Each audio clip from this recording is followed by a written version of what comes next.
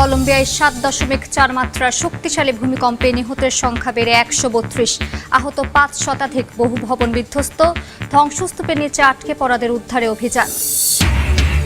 ইরানের ওপর অর্থনৈতিক চাপ বাড়াতে ট্রাম্পের নতুন কৌশল, মার্কিন সেনা হতাহতের ঘটনায় চাইবেন ক্ষতিপূরণ, সামরিক বাহিনীতে রদবদল এনেছে মোস্তফা প্রশাসন। রাশিয়া ইউক্রেনের ভয়াবহ ড্রোন হামলা, শিশুসহ অন্তত 13 জনের প্রাণহানি, আহত 39, নিহতদের মধ্যে 7 জন উজবেকিস্তানের নাগরিক, দাবি দূতাবাসের। কঙ্গোয় ইবোলার আরও ভয়াবহ রূপ, এখন পর্যন্ত 4200 আক্রান্ত, প্রাণ গেছে অন্তত 1900 জনের, নেই নির্দিষ্ট কোনো টিকা, ভুল চিকিৎসার অভিযোগ। এবং প্রাকৃতিক দুর্যোগে বিপর্যস্ত বিভিন্ন দেশ, দাবানলে কানাডা ও স্পেনে পুড়ে ছায় বনাঞ্চল, চীনে টাইফুন ও ফিলিপিন্সে বন্যায় দুর্ভোগ, ভারতে প্রবল স্রোতে ভেসে গেছে সেতু। কলম্বিয়ায় শক্তিশালী ভূমিকম্প আঘাত হানার পর প্রাণহানির সংখ্যা বেড়ে দাঁড়িয়েছে 132 জনে, আহত হয়েছেন অন্তত 570 জন।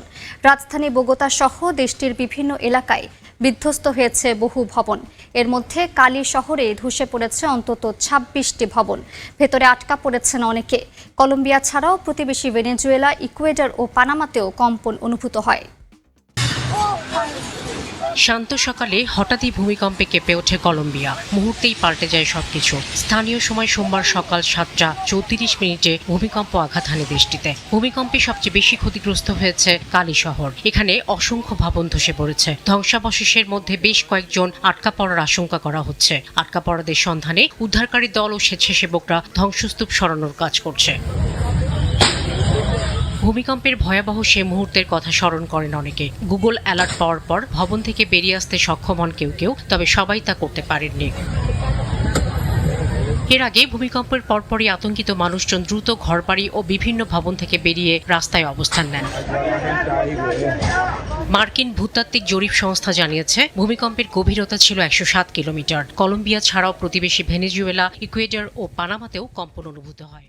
লাতিন আমেরিকায় একের পর এক ভয়াবহ ভূমিকম্পে প্রাণ হারিয়েছেন লাখো মানুষ, ধ্বংস হয়েছে শহর, জনপদ। কোথাও ভূমিকম্পের পর নেমেছে প্রাণঘাতী ভূমিধস, আঘাত হেনেছে সুনামিও। হাইতি থেকে পেরু, ইকুয়েডর থেকে চিলি, ইতিহাসের সবচেয়ে প্রাণঘাতী 10 ভূমিকম্পের তালিকায় রয়েছে এসব দেশ। ভূমিকম্পের ধ্বংসযজ্ঞ থামার পরও থামে না মানুষের দুর্ভোগ। ধ্বংসস্তূপের নিচে স্বজনের খোঁজ, কান্না আর বেঁচে থাকার আকুতি। লাতিন আমেরিকার বিভিন্ন দেশে এমন দৃশ্য দেখা গেছে বারবার। শক্তিশালী ভূমিকম্পের পাশাপাশি দুর্বল অবকাঠামো ও ঘনবসতিও বাড়িয়েছে প্রাণহানি। লাতিন আমেরিকার ইতিহাসে সবচেয়ে প্রাণঘাতী ভূমিকম্প আঘাত হানে হাইতিতে 2010 সালে। 7 মাত্রার সেই ভূমিকম্পে প্রাণ হারান 3,16,000 মানুষ। রাজধানী পোর্ট অফ প্রিন্সের ঘনবসতি, দুর্বল ভবন আর সীমিত উদ্ধার ব্যবস্থা বিপর্যয়কে আরও ভয়াবহ করে তোলে। এর পরের অবস্থান 1868 সালের ইকুয়েডর কলম্বিয়া ভূমিকম্পের 7.7 মাত্রার ধারাবাহিক কম্পনে প্রাণ হারান প্রায় 70,000 মানুষ। আর 1970 সালে পেরুর 7.9 মাত্রার ভূমিকম্পে প্রাণ যায় প্রায় 67,000 মানুষের। সেই ভূমিকম্পের পর হিমবাহ ও শিলার বিশাল ধস চাপা দেয় ইউঙ্গাই সহ কয়েকটি জনপদ। তালিকায় রয়েছে 1797 সালের ইকুয়েডর, 1939 সালের চিলি, 1812 সালের ভেনেজুয়েলা এবং 1868 সালের আরিকা ভূমিকম্প। এসব দুর্যোগে প্রাণ হারান হাজার হাজার মানুষ। আরিকা ভূমিকম্পের পর সৃষ্ট সুনামির ঢেউ আঘাত হানে প্রশান্ত মহাসাগরের বহু দূরের এলাকাতেও। 1976 সালের গুয়াতেমালা ভূমিকম্পে নিহত হন প্রায় 23,000 মানুষ। এছাড়া 1797 সালের ভেনেজুয়েলা ও 1861 সালের আর্জেন্টিনা ভূমিকম্পেও প্রাণ হারান হাজারো মানুষ। ইতিহাসের এই দুর্যোগগুলো দেখিয়ে দেয় ভূমিকম্পের মাত্রার পাশাপাশি দুর্বল অবকাঠামো, ঘনবসতি ও অপর্যাপ্ত উদ্ধার ব্যবস্থায় বাড়িয়ে দিতে পারে প্রাণহানির সংখ্যা। ইয়েমেনের কৌশলগত বন্দর নগরী আল মখায় হুতিদের ক্ষেপণাস্ত্র ও ড্রোন হামলায় 11 জন নিহত হয়েছেন, আহত হয়েছেন অন্তত 35 জন। আক্রমণে বন্দরে ব্যাপক ক্ষয়ক্ষতি হয়েছে। সেনা ও হুতিদের বাড়তে থাকা সংঘাতের মধ্যে ইয়েমেন সরকারের প্রতি পূর্ণ সমর্থনের আশ্বাস দিয়েছে যুক্তরাষ্ট্র। ইয়েমেনের পশ্চিমাঞ্চলের উপকূলীয় এলাকা আল মখা এবং এর বন্দরে কয়েক দফায় ব্যালিস্টিক মিসাইল ও ড্রোন দিয়ে ব্যাপক হামলা চালিয়েছে ইরান সমর্থিত হুতি বিদ্রোহীরা। এতে বেশ কয়েকজন হতাহত হয়েছেন। ইয়েমেনের সরকারি বাহিনী জানিয়েছে তাদের আকাশ প্রতিরক্ষা ব্যবস্থা বেশ কিছু ড্রোন ধ্বংস করতে পারলেও কয়েকটি মিসাইল সরাসরি বন্দরে আঘাত হানে। হুতির মুখপাত্র দাবি করেছেন সৌদি সমর্থিত সেনাদের উপস্থিতি বৃদ্ধি, অস্ত্রাগার নির্মাণ এবং ইয়েমেনের ওপর দীর্ঘদিন ধরে চলা অবরোধের জবাবেই তারা এই পাল্টা আঘাত এনেছেন। শুধু আল মখা নয়, আল খোখা অঞ্চলেও হামলার খবর পাওয়া গেছে। বন্দরে চালানো হামলাকে অর্থনৈতিক স্থাপনা ও সামুদ্রিক বাণিজ্যিক রুটের ওপর ইরানি উস্কানির অংশ হিসেবে আখ্যা দিয়েছেন ইয়েমেনের প্রেসিডেন্ট লিডারশিপ পরিষদের চেয়ারম্যান রাশাদ আল আলিমি। তার অভিযোগ, হুতিরা ইয়েমেনের বন্দরগুলোকে লক্ষ্য করে পদ্ধতিগত যুদ্ধ চালাচ্ছে। এদিকে ইয়েমেনের চলমান সংঘাতের মধ্যেই দেশটির সরকারের পাশে থাকার অঙ্গীকার পুনর্ব্যক্ত করেছে যুক্তরাষ্ট্র। রিয়াদে ইয়েমেনের প্রেসিডেন্সিয়াল লিডারশিপ কাউন্সিলের প্রধানের সঙ্গে বৈঠকে মার্কিন প্রতিনিধি জানান, ট্রাম্পের নির্দেশনায় ইয়েমেনের সামুদ্রিক নিরাপত্তা এবং হুতিদের হামলার বিরুদ্ধে ওয়াশিংটন তার কঠোর অবস্থান বজায় রাখবে।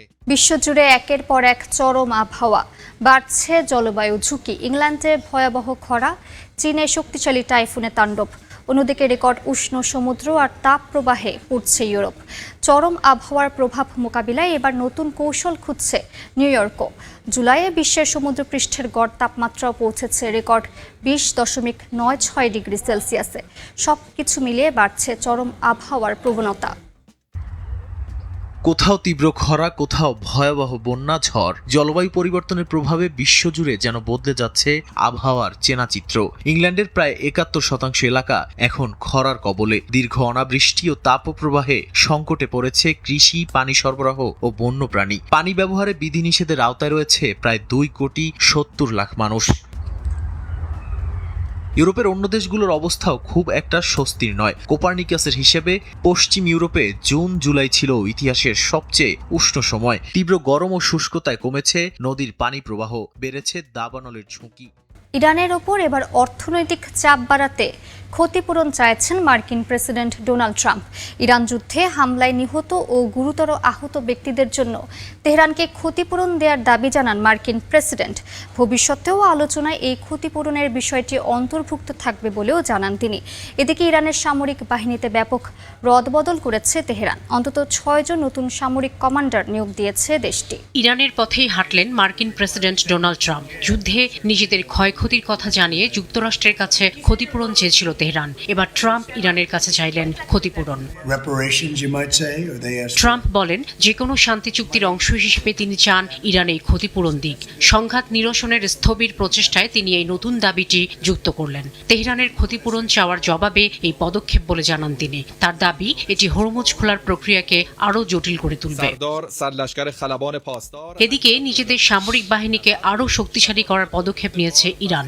সামরিক বাহিনীতে 6 জন শীর্ষ কর্মকর্তা নিয়োগ দিয়েছেন সর্বোচ্চ নেতা মোস্তফা খামেনি। ইরানের পররাষ্ট্রমন্ত্রী 6 নবনিযুক্ত সামরিক কমান্ডারকে অভিনন্দন জানিয়েছেন। পররাষ্ট্রমন্ত্রী বলেন, সর্বোচ্চ নেতার এই পদগুলোতে তাদের উপর আস্থা রাখার সিদ্ধান্তটি ইরানের নিরাপত্তা, স্বাধীনতা এবং ভূখণ্ডের অখণ্ডতা রক্ষায় তাদের বছরের পর বছরের অভিজ্ঞতা ও সেবার প্রতিফলন।